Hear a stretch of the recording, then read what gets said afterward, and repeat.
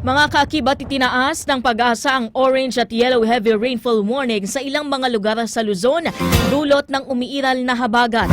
Nakataas ang orange heavy rainfall warning sa Zambales, Bataan, Metro Manila, Pampanga, Rizal, Bulacan, nalalabing bahagi ng Cavite, Batangas at Tarlac. Habang yellow heavy rainfall warning naman sa ibang bahagi rin ng Tarlac, Laguna, Batangas, Nueva Ecija at Quezon Province. Habang ang mga karatig lugar nito ay patuloy na makakaranas ng mahihina hanggang sa malalakas na mga pag-ulan sa Luzon at ilang bahagi ng Visayas.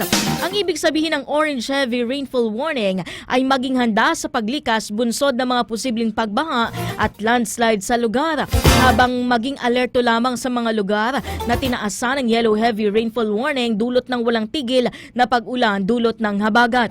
May namataan namang tropical storm sa labas ng PAR o PAR na may international name na Pailu. At huling namataan sa line 2,515 kilometers silangan ng extreme northern Luzon, at wala naman itong epekto sa nangyayaring mga pag-ulan sa Pilipinas.